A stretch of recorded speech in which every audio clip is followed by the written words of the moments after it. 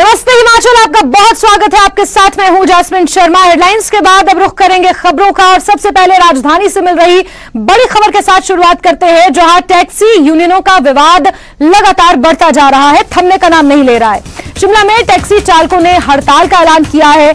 आज शिमला में कोई भी टैक्सी नहीं चलेगी, टैक्सी यूनियनों ने इसका ऐलान किया है। टैक्सी यूनियन आज रैली भी निकालेंगे, टैक्सी चालक उसमें शामिल होंगे। डीसी ऑफिस के बाहर आज प्रदर्शन किया जाएगा। जिस तरीके से सिरमौर और शिमला टैक्सी यूनियन आपस में भिड़े हैं, उसके बाद से उनका ये विवाद लगातार बढ़ता जा रहा है। और इसी के मद्देनजर जो स्थानीय टैक्सी यूनियन है, उन्होंने शिमला में हड़ताल का ऐलान किया है और आज कोई भी टैक्सी चालक टैक्सी नहीं चलाएगा।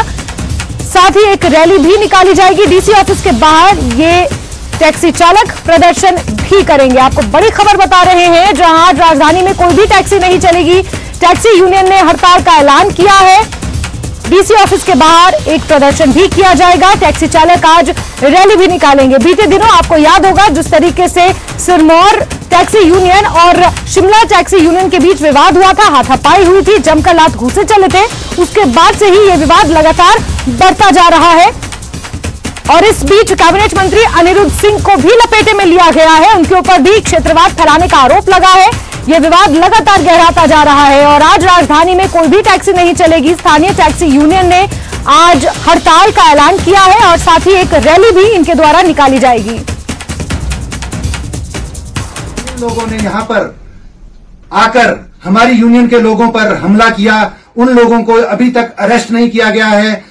इस चीज का हमें बहुत ही रोष प्रशासन के प्रति है।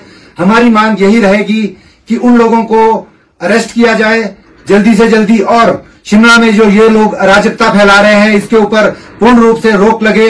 शिमला के स्थानीय लोग इनकी जो रोज रोज की लड़ाई झगड़ा और माहौल खराब करने वाली घटनाएं हैं, इससे परेशान है।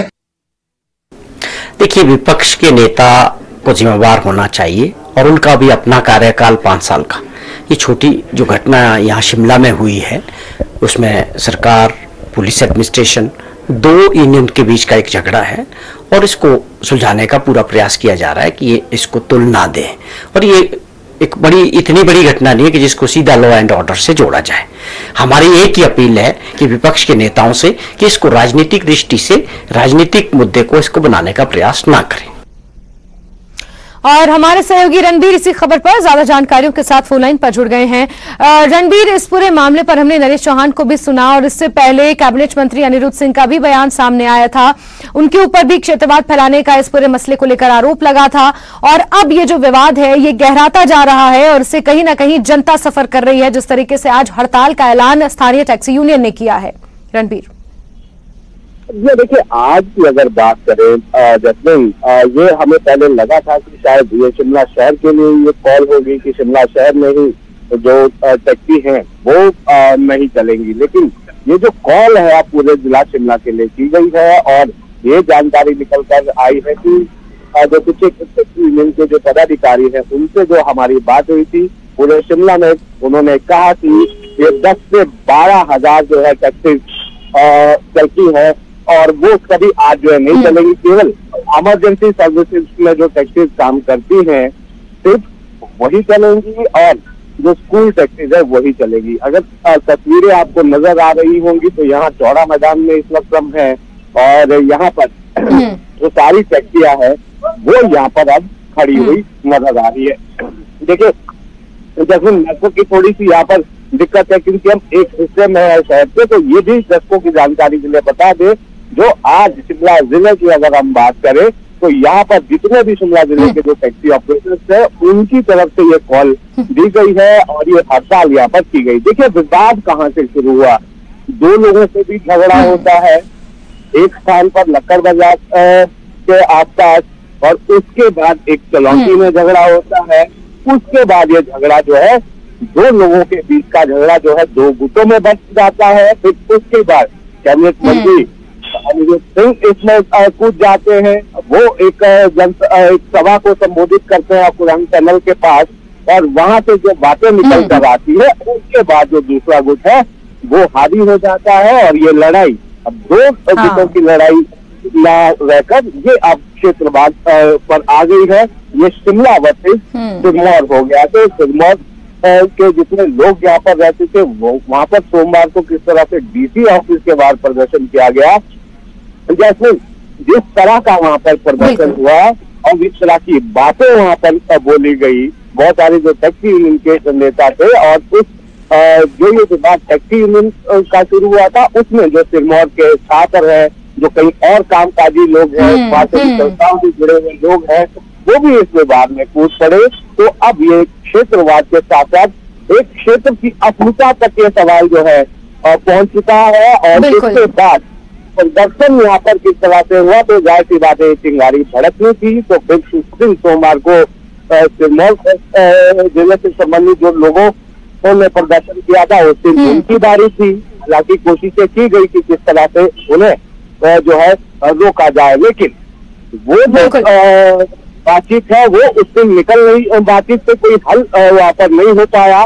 तो इसके बाद अब आज सिरमौर जिले की बारी है। तो अब देखना होगा कि ये जो विवाद है जो इतना ज्यादा बढ़ गया है वो अब क्या रूप यहाँ पर लेगा। और इसमें राजनीतिक बयानबाजी की बात करें तो कैबिनेट मंत्री अनिरुद्ध सिंह के बयान के बाद कैबिनेट मंत्री विक्रमादित्य सिंह का बयान आया, उसके बाद नेता प्रतिपक्ष का बयान आया, उसके बाद राज्य सरकार की मुख्यमंत्री के जो प्रधान मीडिया सलाहकार है नरेश चौहान, उनका भी बयान आया। तो कुल मिलाकर ये छोटा विवाद जो है बहुत बड़े विवाद का रूप इस विवाद में। बिल्कुल रणबीर, ये छोटा सा विवाद, छोटी सी कहा सुनी जो है एक बड़े विवाद में तब्दील हो गई है।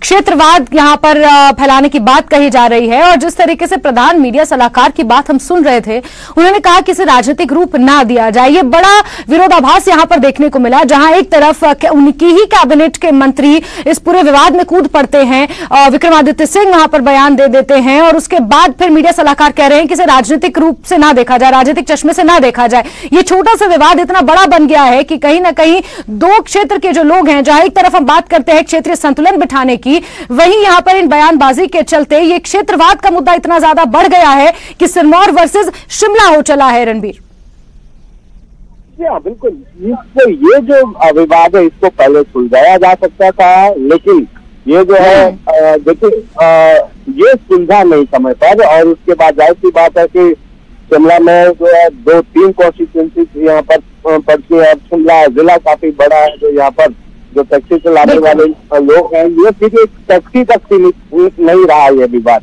ये विवाद फिर उन वोटर्स को लेकर भी शुरू हो गया। और जो आपने देखा होगा कि सिरमौर क्षेत्र से संबंधित जो कुछ लोग हैं टूरिस्ट गाइड का काम करते हैं, आपने देखा होगा कि गाड़ियों को रोक कर जो है उनसे जो है होटल की बात कही जाती है। टूरिस्ट को जो है टूरिस्ट को रोकने के बाद जो है किस तरह से यहाँ पर जो अपना काम करते हैं टूरिस्ट गाइड के साथ साथ पोर्टर का काम करते हैं। तो ये विवाद सिर्फ एक जगह में रहकर आगे लगातार बढ़ता गया। आप देखना होगा कि आज किस तरह का प्रदर्शन रहने वाला है। जो तो हमने सोमवार को देखा कि जिस तरह से जो सिरमौर क्षेत्र के लोग थे उन्होंने जिस तरह से प्रदर्शन किया है और आज किस तरह का प्रदर्शन रहने वाला है, ये देखने वाली बात होगी। क्योंकि जैसे देखिए ये जो क्षेत्रवाद है, चाहे जातिवाद है, चाहे धर्म की बात करें, जो है बेहद पतली होती है।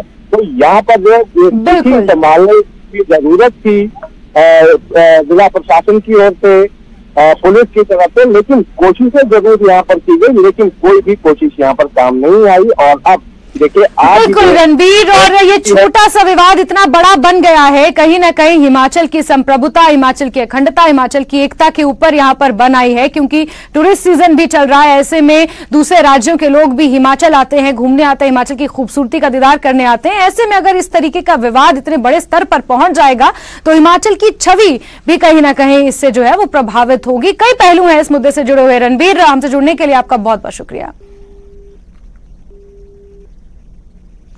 चलिए आगे बढ़ेंगे और मनोहर लाल हत्याकांड से जुड़ी हुई आपको खबर देंगे, जहां चंबा में आज जन आक्रोश रैली का एक बार फिर आयोजन किया जाना है।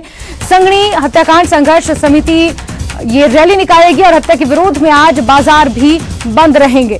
बड़ी खबर आपको बता रहे हैं, चंबा में बीते दिनों जिस तरीके से मनोहर लाल की निर्मम हत्या कर दी गई थी, उसके बाद से ही आक्रोश यहां पर लोगों में है और इसी के मद्देनजर आज संगनी हत्याकांड संघर्ष समिति ये रैली निकालेगी। जिस वक्त ये हत्या हुई थी उस वक्त भी इस संघर्ष समिति ने इसी तरीके से रैली का आयोजन किया था और हत्या के विरोध में आज बाजार भी बंद रहेंगे। तस्वीरें भी हम आपको चंबा से दिखा रहे हैं, जहां आज इस हत्याकांड के चलते ये बाजार बंद किए गए हैं। लोगों में आक्रोश है, इंसाफ की गुहार यहां पर लोग लगा रहे हैं और इसी के मद्देनजर आज संगनी हत्याकांड संघर्ष समिति एक रैली का आयोजन करने जा रही है।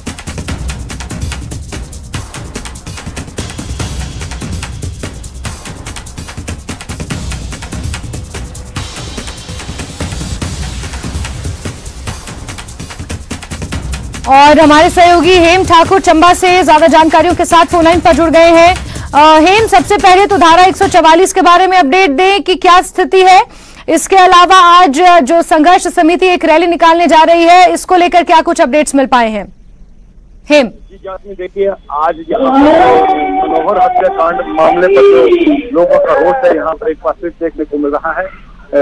संगनी हत्याकांड संघर्ष समिति ने एक बार फिर से यहाँ पर आक्रोश रैली का आह्वान किया था और व्यापार मंडल से भी आग्रह किया था कि यहाँ पर बंद का आयोजन किया जाए।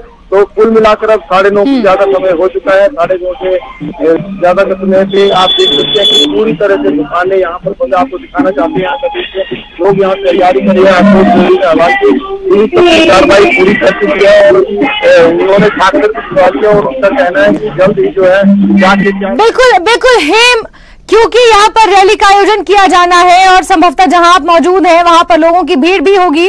तस्वीरें हम साफ देख पा रहे हैं कि बाजार यहाँ पर बंद है। आप नजर बना के रखें और आपसे जुड़ेंगे, इस विषय पर जानकारियां लेंगे। तो दर्शकों को बता दें कि जिस तरीके से मनोहर लाल की हत्या कर दी गई थी उसके बाद से ही पूरे चंबा के साथ साथ संगनी और सलूनी में जिस तरीके से लोगों में आक्रोश भरा हुआ है, उसी के मद्देनजर आज इस रैली का आयोजन किया जा रहा है। तो तस्वीरें हम दिखा रहे हैं, ये तस्वीरें हैं बाजारों की जो इस हत्याकांड पर आक्रोश दिखाने के चलते, आक्रोश जताने के चलते बंद की गई हैं। बाजार बंद का आह्वान आज किया गया है। संगनी हत्याकांड संघर्ष समिति आज एक रैली का भी आयोजन कर रही है। थोड़ा पीछे आपको लिए चलते हैं और बता दें कि 9 जून को यह मामला सामने आया था जब 21 वर्षीय मनोहर लाल का क्षत विक्षत शव नाले के पास बरामद हुआ था। उसके बाद से ही ये मामला लगातार गर्माता जा रहा है और हेम सीधे हमारे साथ जुड़ चुके हैं। बाजार से ही हेम का रुख करेंगे। हेम, जरा एक बार तस्वीरें भी दिखाइए और कितने बजे इस रैली का आयोजन होना है और क्या कुछ तस्वीरें आप साझा कर रहे हैं? हेम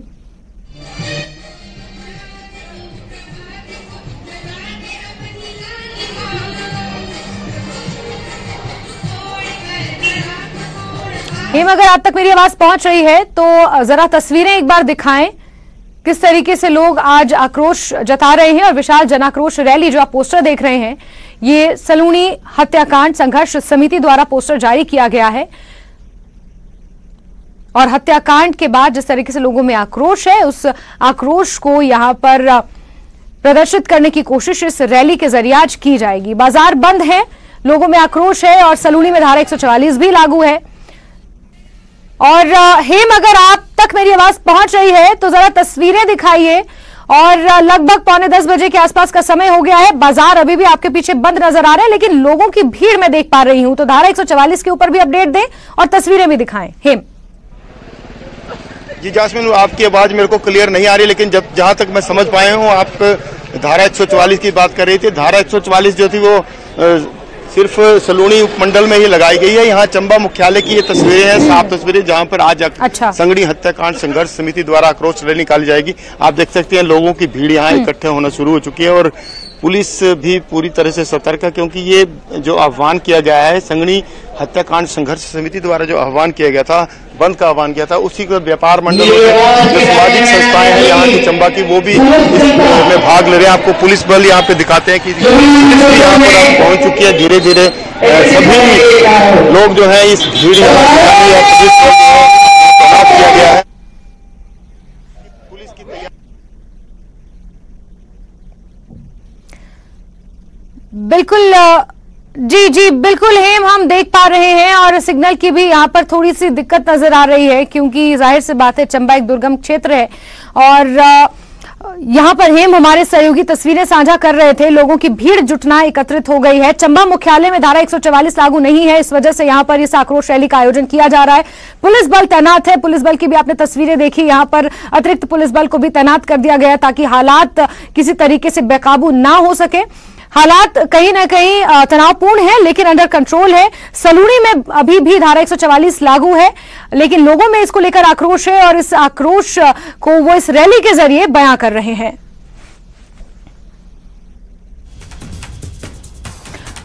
और हमारे सहयोगी हेम हमारे साथ जुड़े हुए थे, तमाम जानकारियां इस पूरे मामले को लेकर दे रहे थे। हेम का बहुत शुक्रिया अदा करते हैं और आगे बढ़ेंगे खबरों में, लेकिन उससे पहले वक्त एक छोटे से ब्रेक का।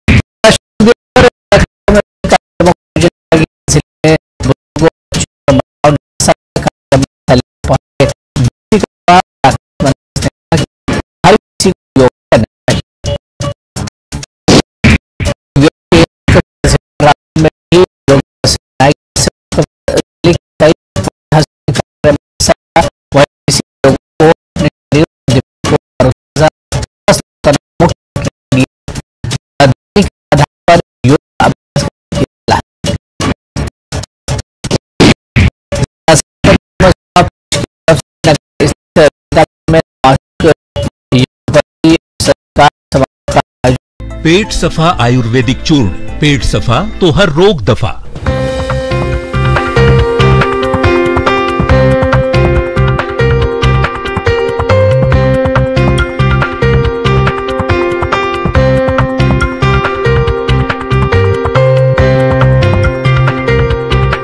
हेडलाइंस प्रेजेंटेड बाय पेट सफा आयुर्वेदिक चूर्ण, पेट सफा तो हर रोग दफा।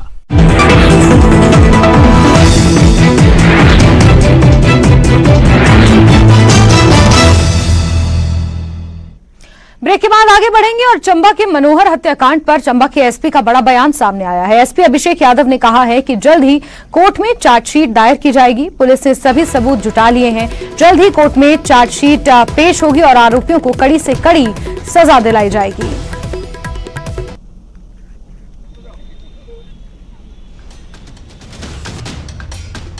देखिए, हमारी कोशिश यही रहेगी कि कल रैली के दौरान कानून व्यवस्था बनी रहे, लॉ एंड ऑर्डर मेंटेन रहे, शांतिपूर्वक रैली संपन्न हो, आम इंसान को कोई तकलीफ का सामना ना करना पड़े और ट्रैफिक जो मूवमेंट है वो स्मूथली चलता है। मनोहर लाल हत्या को लेकर बीजेपी ने सरकार पर सवाल उठाए हैं। बीजेपी प्रदेश प्रवक्ता शशिदत्त शर्मा ने कहा कि नेता प्रतिपक्ष को पीड़ित परिवार से मिलने से रोकना दुर्भाग्यपूर्ण है और मुख्यमंत्री के साथ सरकार के किसी भी मंत्री का भी पीड़ित परिवार से न मिलना कहीं न कहीं संदेह पैदा करता है कि सरकार अपराधियों की मदद करने की कोशिश कर रही है। भारतीय जनता पार्टी चंबा के सलूनी में घटी घटना की घोर निंदा करती है, जहां पर आज इस घटना को घटकर 13 से 14 दिन हो गए हैं। प्रदेश सरकार का ना कोई मंत्री ना मुख्यमंत्री पीड़ित परिवार से मिलने के लिए जाता है। भारतीय जनता पार्टी इस घटना की न्यायिक जांच एनआईए से करवाने की मांग करती है, जिसके ऊपर मुख्यमंत्री जी गौर नहीं फरमा रहे हैं। समझ से परे है कि प्रदेश सरकार इस घटना से जुड़ी जो आपराधिक सारे आपराधिक कृत्य है, इसको क्यों प्रदेश की जनता के सामने नहीं लाना चाहती। सुखू सरकार ने राज्य के 2200 वोकेशनल टीचर्स पर बड़ा फैसला लिया है। वोकेशनल टीचर्स को अब साल में 20 पेड छुट्टियां मिलेंगी। सरकार ने इसकी अधिसूचना जारी कर दी है।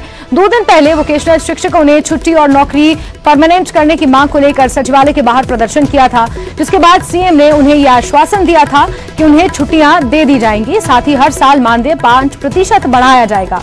अब सरकार ने पेड छुट्टियों का ऐलान करते हुए इसको लेकर अधिसूचना भी जारी कर दी है।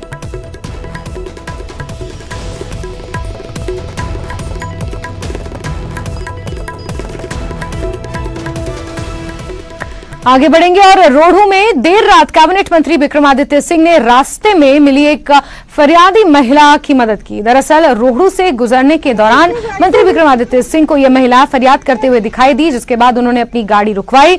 इस पर महिला ने अपनी तकलीफ बताई और फिर मंत्री विक्रमादित्य सिंह ने तत्काल महिला को पैसे देकर उसकी सहायता की और उसकी समस्या का समाधान करने का भरोसा भी दिया।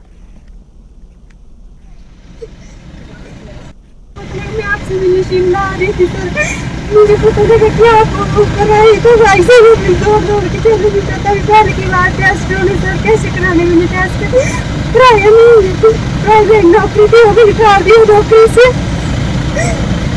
और मैं उनकी बाजी से गिरी बाजू फ्रैक्चर हुई है सर।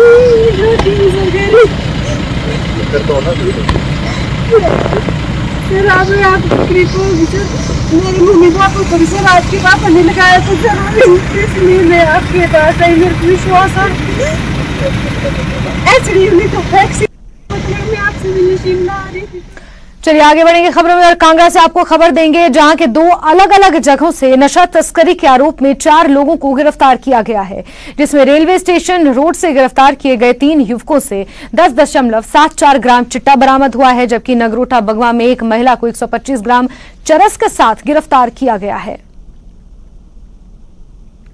कुल 10 ग्राम 10.74 ग्राम चिट्टा जो बरामद हुआ है और ये 3 व्यक्ति जो है, एक 2 स्थानीय है और एक जो है पंजाब होशियारपुर का रहने वाला पाया गया, जिन्हें जो है जिनके खिलाफ जो है थाना कांगड़ा में मुकदमा दर्ज हुआ है और इन तीनों को जो है गिरफ्तार किया गया।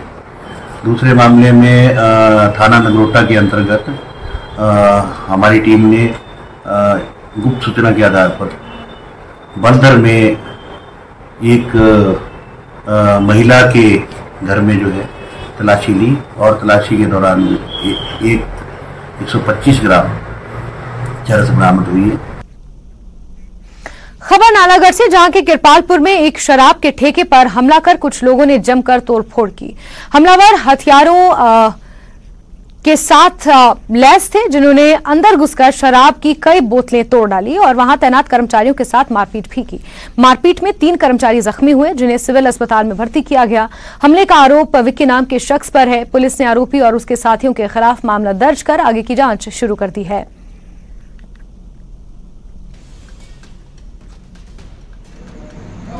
किरपालपुर में एक ठेका है और कुछ लोग आके उसमें हमला करके वहां के सेल्समैन और कुछ लोगों को घायल कर दिया है। इमीडिएट हमने कार्रवाई करते हुए मौके पे गए थे, घायलों को अस्पताल ले गए थे और इसमें हमने एफआईआर दर्ज कर ली है, जिसपे मिस्टर विक्रम चंदेल है जिन्होंने बताया कि उन पे हमला हुआ है। उसकी शिकायत पे हमने मामला दर्ज कर लिया, उसमें छानबीन चल रही है। जल्दी ही जितने भी आरोपी हैं, जैसे उन्होंने बताया कि 8-10 आरोपी थे, हम जल्द गिरफ्तार करेंगे और उन्हें इस्लामों में भेजेंगे।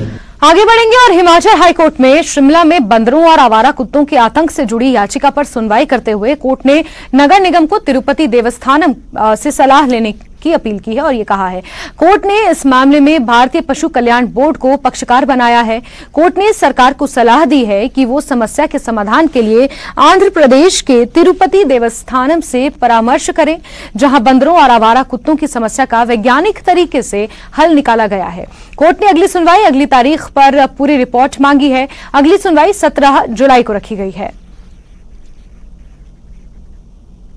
कालाकुंड खड्ड जो जोगो पंचायत में पड़ता है, उसके खड्ड के अंदर इलीगल माइनिंग की कंप्लेन जो हमारे पास रेज की कि उसका बहुत बड़ा इशू है, तो उस बारे में हमने अगले हफ्ते उस जगह की इंस्पेक्शन करेंगे और देखें कि उसमें क्या स्टेप्स लिए जा सकते हैं जिससे कि जो भी इनकी समस्या है उन समस्याओं का हल हो सके। सिंचाई की कुल का पानी है ना जी, वो खत्म हो रहा है। वो कम से कम 5000 बीघा सिंचाई होती है उससे, है, जिसकी माइनिंग की वजह से वो सारे बर्बाद हो गया। अब हम SDM साहब के पास आए थे कि इसका कोई हल निकाला जाए। उन्होंने हमें आश्वासन दिया है कि हम वहाँ मौके पर आकर देखेंगे और जो सलूशन निकलेगा हम उचित कार्रवाई करेंगे।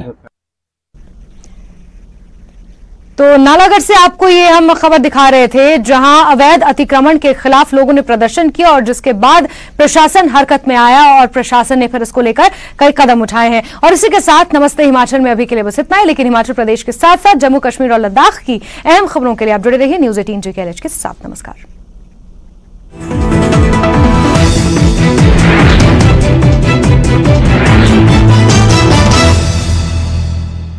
Headlines presented